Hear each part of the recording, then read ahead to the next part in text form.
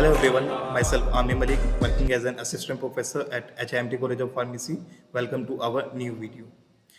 जैसा कि आप सभी को पता है, हमने ऑर्गेनिक केमिस्ट्री की एक न्यू सीरीज स्टार्ट करी थी, जिसमें हम B pharm second semester pharmaceutical organic chemistry 1 के सिलेबस के अकॉर्डिंग चीज़ें डिस्कस करेंगे। उसी सीरीज़ को कंटिन्यू करते हुए आज की वीडियो में हम बात करेंगे यूनिट 1 का topic which is nomenclature of organic compounds. अगर आप बी फार्म सेकेंड सेमेस्टर के स्टूडेंट हैं या आप ऑर्गेनिक केमिस्ट्री सीखना चाहते हैं तो आप इस वीडियो को ज़रूर देखें। एंड अगर आपको ये वीडियो वैल्यूएबल लगती है तो आप इस वीडियो को अपने क्लासमेट्स, फ्रेंड एंड जो भी नीडी पर्सन है उसके साथ ज़रूर शेयर करें। सो वीडियो को स्टार्ट करते हैं एंड बात करते हैं नॉमेनक्लेचर ऑफ ऑर्गेनिक कंपाउंड्स के बारे में।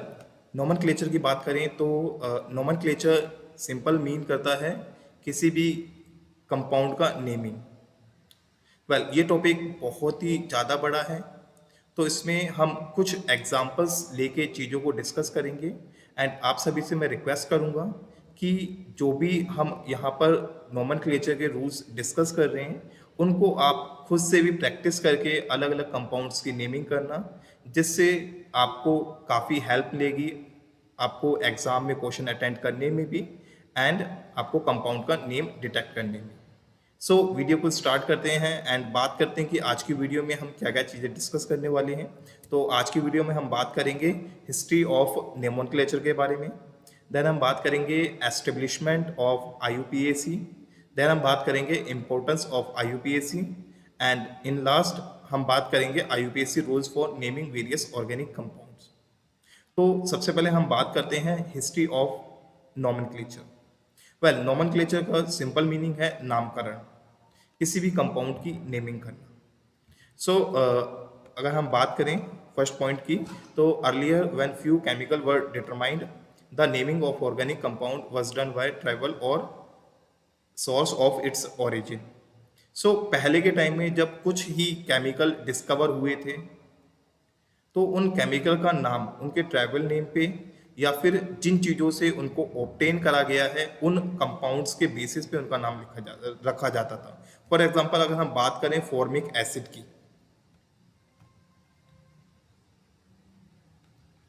अगर हम बात करें फॉर्मिक एसिड की, तो फॉर्मिक एसिड जो नाम है वो एक आंट के बेसिस पे रखा गया। हम यहाँ पे देख पा रहे हैं formic acid were obtain from the red ants. जो फॉर्मिक एसिड था वो रेड जो ऑन्ट होती थी, लाल चींटियाँ, उनमें से ऑब्टेन करा जाता था।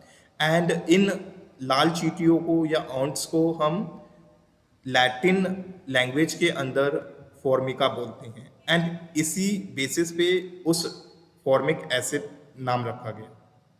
नेक्स्ट हम देख लेते हैं बार्बिट्रेट्स। तो हम एक कैटेगरी है हमारी कंपाउंड्स के जिसको हम बार्बिट्रेट्स बोलते हैं। ये बार्बिट्रेट्स नाम जो है बारबरा नाम से लिया गया है। अब ये बारबरा जो है, जो साइंटिस्ट है जिसने बार्बिट्रेट्स को डिस्कवर करा गया था, उसकी एक फ्रेंड थी बारबरा, तो साइंटिस्ट ने अपने फ्रेंड के नेम पर बार्बिट्रेट्स का नाम रखा। इसी तरीके से एसिटिक की बात करें तो एसिटिक मतलब होता है विनेगर इन लैटिन लैंग्वेज। अगर हम लैटिन लैंग्वेज की बात करें तो लैटिन लैंग्वेज में एसिटिक मतलब होता है विनेगर। हम बोलते हैं एसिटिक एसिड या विनेगर, तो वो नाम एसिटिक जो रिप्रेजेंट करता है वो रिप्रेजेंट करता है विनेगर को। इसी तरीके से फॉर्मल्डिहाइड की अगर नेमिंग की बात करें तो फॉर्मल्डिहाइड को हम फॉर्मिक एसिड को रिएक्ट करके बनवाते हैं। फॉर्मिक एसिड को हम अलग अलग केमिकल से रिएक्ट कराते हैं, तब जाके हमें फॉर्मल्डिहाइड मिलता है एंड इसी के बेसिस पे जो फॉर्मल्डिहाइड है उसका नाम रखा गया। तो पहले के टाइम में तो हम ये चीज़ें फॉलो कर लेते थे। थोड़े बहुत केमिकल थे जहाँ से जो केमिकल हमें मिल रहा है या हमें जो भी सूटेबल लगा उसके अकॉर्डिंग हमने नेमिंग कर दी, कोई वहाँ पर सिस्टम नहीं था। बट लेटर ऑन जब बहुत सारे कंपाउंड्स डिस्कवर हुए, for example later when many other compounds were discovered, then it becomes impossible to remember the name of each compound by its trivial or common name. जब बहुत सारे compounds discover होने लगे chemistry में, तो हर किसी compound का कॉमन नेम याद कर पाना या ट्राइबल नेम याद कर पाना बहुत मुश्किल पड़ रहा था, क्योंकि हम कितने केमिकल्स के नाम हम याद कर सकते हैं। अगर हम देखें तो लगभग लाखों केमिकल्स हैं और हर एक केमिकल का कॉमन नेम याद करना पॉसिबल नहीं है। तो इस चीज को ध्यान में रखते हुए, इस चीज को देखते हुए 1909 में IUPAC जो है एस्टेब्लिश्ड करी गई। In 1909, IUPAC was established, which provide international standardization of weight, measure, name and symbols in chemistry. So chemistry के अंदर हम जो भी weight यूज करते हैं, जो भी measures यूज करते हैं, जो भी हम names यूज कर रहे हैं या symbols यूज कर रहे हैं chemistry के अंदर, वो सभी कौन प्रोवाइड करता था? हमारा IUPAC। सो 1909 में IUPAC को एस्टेब्लिश करा गया, जो कि इन सभी के साथ साथ कंपाउंड्स की नेमिंग को भी क्या करेगी? फोकस करेगी।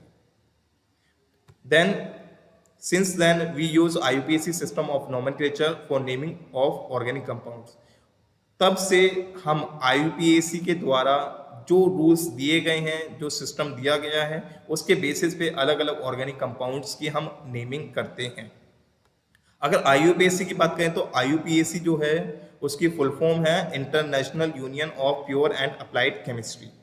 वेल, ये क्वेश्चन कई बार आपसे एग्जाम में भी पूछा जा सकता है कि what is the full form of IUPAC। तो आपने वहां पे लिखना है international union of pure and applied chemistry. So next move करते हैं कि IUPAC इतना इंपॉर्टेंट क्यों है।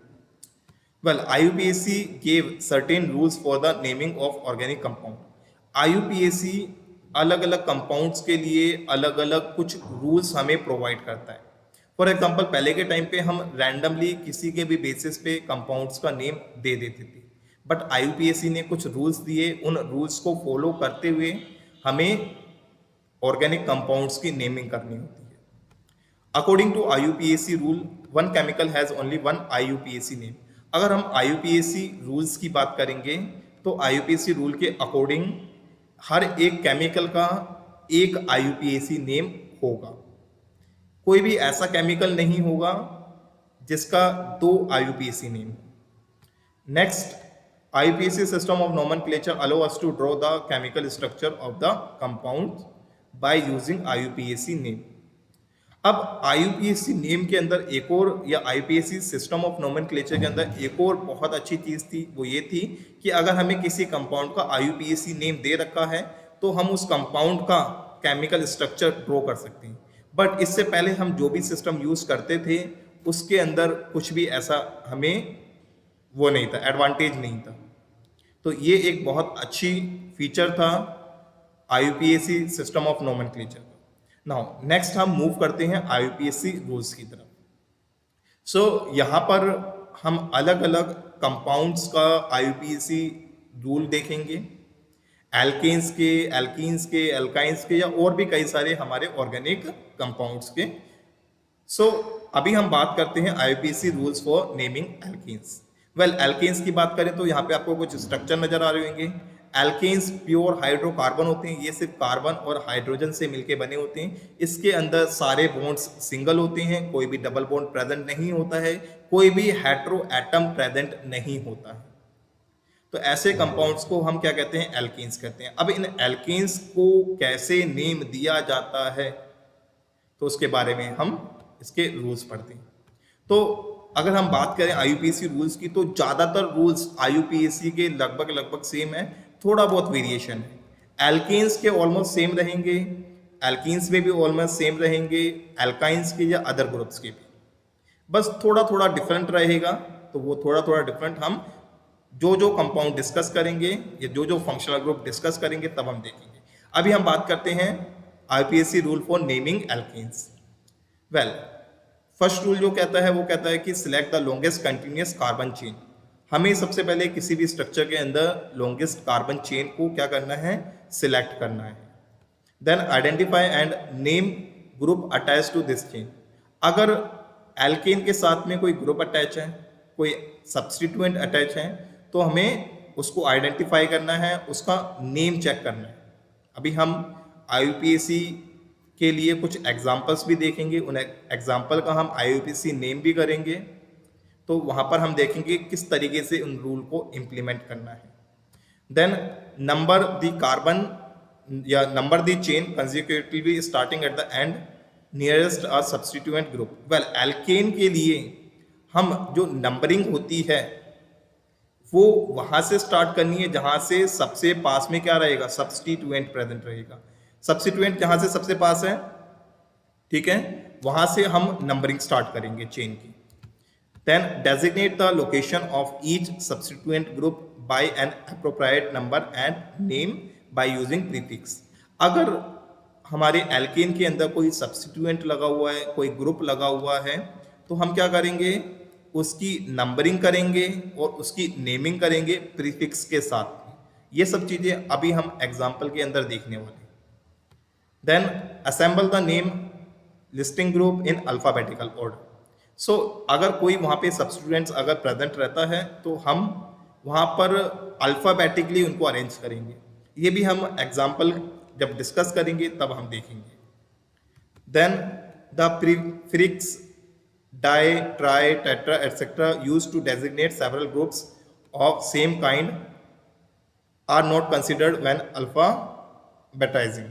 सो अगर सेम ग्रुप अटैच होता है एल्केन के ऊपर या सेम सब्स्टिट्यूएंट अटैच होता है एल्केन के ऊपर, तो हम वहाँ पर डाई, ट्राई, टेट्रा या जैसा भी कंपाउंड हमारे पास अवेलेबल होगा उसके बेसिस पे हम उसकी नेमिंग करेंगे। ये भी हम एग्जाम्पल में डिस्कस करने वाले हैं। तो अभी हम एग्जाम्पल देखते हैं एल्केन्स का कि एल्केन्स के आईयूपीएसी नेमिंग कैसे करेंगे। सो अब हम कुछ एग्जाम्पल्स के साथ में नोमेनक्लेचर को देखते हैं कि किस तरीके से अलग अलग कंपाउंड्स का नोमेनक्लेचर करा जाता है। एंड सबसे पहले हम बात करते हैं एल्केन्स के बारे में। सो एल्केन्स जैसा कि आप सभी को पता है कि प्योर हाइड्रोकार्बन्स होते हैं, ये कार्बन और हाइड्रोजन से मिलकर बने होते हैं। कोई भी इनके अंदर अलग एटम या अलग ग्रुप नहीं प्रेजेंट होता एंड सभी बॉन्ड्स इसके अंदर सिंगल होते हैं। तो यहाँ पे मैं कुछ एग्जांपल ले लेता हूँ एल्केन्स के। For example CH3, CH2, CH2, CH3। Well हमारे सामने अभी एक एल्केन का यहाँ पे हमने एग्जांपल लिया है। अगर इसकी बात करें तो सबसे पहला रूल कहता है कि हमें सबसे लॉन्गेस्ट चेन सर्च करनी है। वेल यहाँ पर सिर्फ हमें एक ही चेन देखने को मिल रही है तो कोई कन्फ्यूज़न वाली बात नहीं है। तो सबसे लॉन्गेस्ट चेन जो है हमारी ये वाली हो गई। अब लॉन्गेस्ट चेन सर्च करने के बाद में हमें नंबरिंग का देखना है कि कहाँ से नंबरिंग करी जाएगी। सो नंबरिंग या तो मैं यहाँ से स्टार्ट कर सकता हूँ या यहाँ से स्टार्ट कर सकता हूँ। वेल अगर इस एग्जांपल की बात करें तो इसमें कहीं से भी नंबरिंग स्टार्ट करो कोई फ़र्क नहीं पड़ेगा, बट जहाँ पर सब्स्टिट्यूएंट्स आ जाएंगे वहाँ पे नंबरिंग का इफ़ेक्ट पड़ेगा कि नंबरिंग या तो यहाँ से स्टार्ट करनी पड़ेगी या यहाँ से स्टार्ट करनी पड़ेगी। वो अभी हम कुछ नेक्स्ट एग्जाम्पल में देखेंगे। सो अभी के लिए मैं नंबरिंग यहाँ से स्टार्ट करता हूँ। इस कार्बन को हम बोल देते हैं 1, इसको बोल देते हैं 2, ये हो गया 3, ये हो गया 4। सो अब 4 कार्बन वाला एटम जो है हमारा वो क्या रहता है, उसको हम बोलते हैं ब्यूट। अब एल्केन में जो सफिक्स लगता है वो क्या होता है, एन। तो यहाँ पे हम लिखेंगे ब्यूट एन, ठीक है। इसी तरीके से एक और एग्जांपल हम देख लेते हैं। CH3, CH2, CH2, CH, CH3 and यहाँ पे CH3।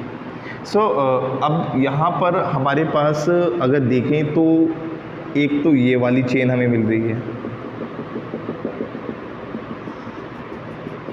ठीक है, या हम एक इस वाली चेन को भी कंसीडर कर सकते हैं। सो हम दोनों ही तरीके से अगर काउंट करें तो नंबर ऑफ कार्बन्स जो है दोनों में सेम है। For example 1 2 3 4 5, 1 2 3 4 5। तो हम चाहे तो इस चेन को ले सकते हैं, चाहे इस चेन को ले सकते हैं, ठीक है। तो हम ये वाली चेन लेते हैं। अब इसके बाद क्या करना है हमें, यहाँ पर नंबरिंग कहाँ से स्टार्ट करी जाएगी। नंबरिंग या तो मैं यहाँ से स्टार्ट करूँगा या यहाँ से कहूँगा, ठीक है। अगर मैं यहाँ से स्टार्ट करता हूँ तो मेरा सब्स्टिट्यूएंट्स 4th पोजीशन पे आएगा। अगर मैं नंबरिंग यहाँ से स्टार्ट करता हूँ तो मेरा सब्स्टिट्यूएंट्स ये वाला वो 2nd पोजीशन पे आएगा। And according to nomenclature rule जो नंबरिंग है वो हमें उस एंड से करनी है, उस कार्बन से करनी है जिसके सबसे पास में सब्स्टिट्यूएंट्स प्रेजेंट होगा। फॉर एग्जांपल यहाँ से अगर स्टार्ट करता हूँ तो सब्स्टिट्यूएंट्स दूसरे कार्बन से अटैच है, यहाँ से स्टार्ट करता हूँ तो सब्स्टिट्यूएंट्स कहाँ से अटैच है, 4th कार्बन से अटैच है। तो मुझे नंबरिंग यहाँ से करने में दूसरे नंबर पे पड़ रहा है, यहाँ से करने में 4थे नंबर पे पड़ रहा है। तो मैं नोमेनक्लेचर के अकॉर्डिंग नंबरिंग जो है इस कार्बन से करूँगा। दिस वन इज़ 1 2 3 4 एंड 5, अब इसकी नंबरिंग अगर हम करें तो कैसे करी जाएगी? सबसे पहले हम लिखेंगे सब्स्टिट्यूएंट्स के बारे में। तो सब्स्टिट्यूएंट्स कौन सा है हमारा? यहाँ पर मिथाइल ग्रुप अटैच हो रखा है। अब मिथाइल ग्रुप जो है हम पोजीशन के साथ में लिखेंगे। तो पोजीशन, अब नंबरिंग इनका नोमेनक्लेचर लिखने का एक फॉर्मेट होता है, किस तरीके से हमें नंबर लिखना है, किस तरीके से हमें कोमा यूज़ करना है, वो सब एक फॉर्मेट होता है। तो धीरे धीरे करके प्रैक्टिस के साथ में आप ये भी चीज़ें सीखते जाओगे। अभी हम इस कंपाउंड की अगर नोमेनक्लेचर की बात करें कि इसका नोमेनक्लेचर के अकॉर्डिंग क्या नेम होना चाहिए, तो सेकेंड पोजीशन पे इसका हमारा सब्स्टिट्यूएंट लगा हुआ है मिथाइल ग्रुप। तो हम लिखेंगे 2, देन उसके बाद में हम एक डैश डालेंगे। जब भी हम नंबर लिखते हैं तो नंबर के बाद में हमें डैश डालना पड़ता है, ठीक है। अब नंबर लिखने के बाद में डैश डालने के बाद में कौन सा ग्रुप अटैच है? मिथाइल ग्रुप अटैच है, तो मिथाइल। अब यहाँ पर जो भी मैं अल्फ़ाबेट यूज़ करूँगा, स्टार्टिंग वाला या फर्स्ट वाला, वो कैपिटल होना चाहिए, बाकी सारे स्मॉल होने चाहिए। तो मैंने 2 मिथाइल इस तरीके से लिखा। अब इसके बाद में हम देखेंगे और कोई सब्स्टिट्यूएंट्स प्रेजेंट है या नहीं है। तो सिंपली हम क्या करेंगे, जो लॉन्गेस्ट चेन है उसका नाम लिखेंगे। लॉन्गेस्ट चेन कितने कार्बन की है? 1 2 3 4 5 5 है तो पेंट, ठीक है। और एल्कीन है तो एन लगा दिया, तो यहाँ पर आ गया पेंटेन। इस कंपाउंड का नाम हो गया 2 मिथाइल पेंटेन। इसी तरीके से हम कुछ और भी एग्जाम्पल्स ले लेते हैं।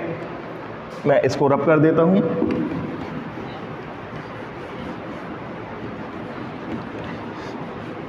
सो हम एक और एग्जांपल ले लेते हैं। CH3 CH CH3 CH CH3 CH CH2 CH C2H5 and CH3। सो हमारे सामने एक ही कंपाउंड है। अब यहाँ पर हम देखेंगे कि लॉन्गेस्ट चेन कौन सी बन रही है। अगर लॉन्गेस्ट चेन की बात करें तो हमारे सामने यहाँ पर अगर हम देखें तो 1 2 3 4 5 6 7 इस वाली चेन के अंदर 7 कार्बन आ रहे हैं। बट अगर मैं एक और चेन यहाँ पर देखूँ तो एक और चेन फॉर्म हो रही है, 1 2 3 4 5 6 और यहाँ पे 2 कार्बन है, 7 8। तो हमारी जो चेन लंबी वाली कौन सी है? वो ये वाली है। हम इस वाले ग्रुप को इंक्लूड करेंगे चेन के अंदर। इसको सब्स्टिट्यूएंट्स की तरह हम देखेंगे। तो हमने जो लॉन्गेस्ट चेन सेलेक्ट करी है उसके अकॉर्डिंग यहाँ से स्टार्ट होके, मैं डैश वाला इसमें मैं वो कर देता हूँ ड्रॉ।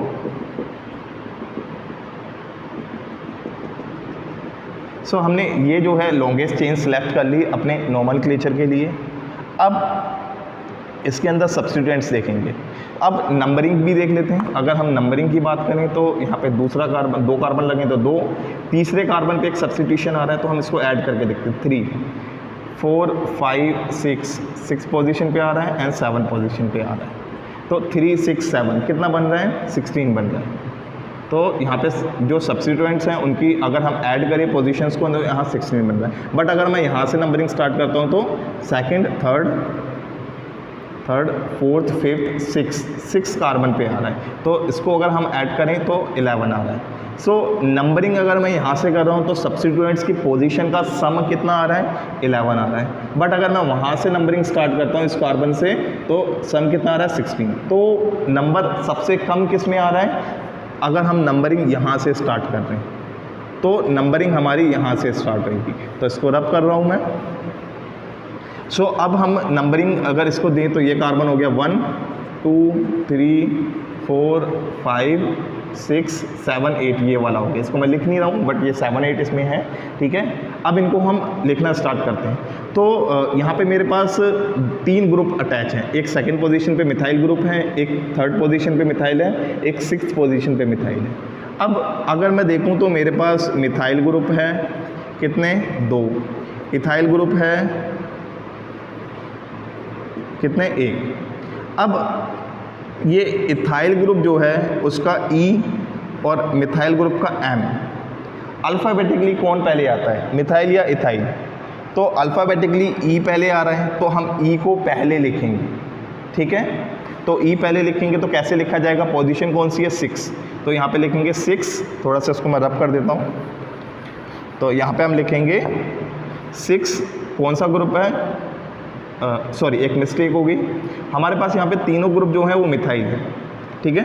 तो 3 मिथाइल ग्रुप प्रेजेंट हैं, तो तीनों ग्रुप जो हैं हमारे सेम हैं। तो अब इसका नंबर कैसे करा जाएगा उसको देख लेते हैं हम। यहाँ पे सेकंड पोजीशन पे है, हमने 2 लिखा। अब जब सेम ग्रुप अटैच होते हैं तो उसके लिए अलग अलग बात हमें मेंशन नहीं करना होता, हम एक ही बार में मेंशन करते हैं, ठीक है। तो सेकंड पोजीशन पे इसको हम नंबर कोमा डाल के हम नेक्स्ट ग्रुप की पोजीशन बताएंगे, तो वो कौन सी है 3। देन उसके बाद में कोमा लिख के 6। अगर हमारे पास सेम ग्रुप प्रेजेंट होते हैं तो हम सिर्फ पोजीशन पहले लिखेंगे, और जब भी हम 2 नंबर एक साथ लिख रहे हैं तो उधर कोमा ऐड करते हैं, जैसा कि आप यहाँ पे देख पा रहे हैं। अब जैसे ही मेरे सब्स्टिट्यूएंट्स की पोजीशन मैंने खत्म करी, फिर डैश डाला। डैश डालने के बाद में कौन सा ग्रुप है, मिथाइल है। कितने मिथाइल है, 3 मिथाइल ग्रुप है, तो हम यहाँ पे लिखेंगे ट्राई मिथाइल। ट्राई मिथाइल हो गया। देन उसके बाद में जो चेन है 8 कार्बन है, तो क्या 8 कार्बन का होगा, ऑक्टेन। तो tri methyl octane, 2 3 6 tri methyl octane, ये इस कंपाउंड का जो है हमारा IUPAC नेम हो गया। सो नेक्स्ट अब हम बात करते हैं IUPAC rule for naming alkenes. Well, जैसा कि अभी मैंने डिस्कस करा कि IUPAC रूल्स लगभग सेम है, थोड़ा बहुत वेरिएशन है अलग अलग कंपाउंड्स का। तो एल्कीन्स की अगर हम बात करें तो सबसे पहला रूल कहता है select the longest continuous carbon chain containing double bond. Okay, alkenes क्या होते हैं, पहले थोड़ा सा ये भी बात कर लेते हैं। एल्कीन्स ऐसे कंपाउंड होते हैं जिनके अंदर डबल बॉन्ड होता है। हम यहाँ पे स्ट्रक्चर देख पा रहे हैं, ये स्ट्रक्चर देख पा रहे हैं, इनके अंदर हम देखें तो कार्बन और कार्बन के बीच में यहाँ पे हमें डबल बॉन्ड देखने को मिला। आप कर्सर देख पा रहे हैं, कार्बन कार्बन के बीच में डबल बॉन्ड, यहाँ पे कार्बन कार्बन के बीच में डबल बॉन्ड। सो ऐसे कंपाउंड जहाँ पर कार्बन कार्बन के बीच में डबल बॉन्ड होता है, उन कंपाउंड्स को हम एल्कीन कहते हैं।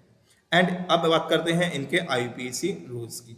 सो IUPAC रूल्स सबसे पहले क्या कहता है, select the longest continuous carbon chain containing double bond. सबसे पहले हमने उस चेन को आइडेंटिफाई करना है जिसके अंदर हमारा डबल बॉन्ड प्रेजेंट हो और पूरे स्ट्रक्चर के अंदर सबसे लंबी चेन होनी चाहिए, ठीक है। सबसे लंबी चेन हो, साथ में उसके अंदर डबल बॉन्ड भी आना चाहिए। Second rule, identify name and name group substituents attach to this chain. अगर उस लॉन्गेस्ट चेन पे या double bond containing carbon chain के ऊपर कोई सब्स्टिट्यूएंट कोई ग्रुप अटैच है तो उसको आइडेंटिफाई करना है और उसका नेम करना है। देन उसके बाद में हम क्या करेंगे, नंबरिंग करेंगे। अब जो कार्बन की नंबरिंग होगी या चेन की नंबरिंग होगी वो कहाँ से स्टार्ट करनी है, जहाँ से डबल बॉन्ड सबसे ज़्यादा पास हमें पड़ेगा। ये हम एग्जाम्पल के अंदर अभी हम देखने वाले हैं।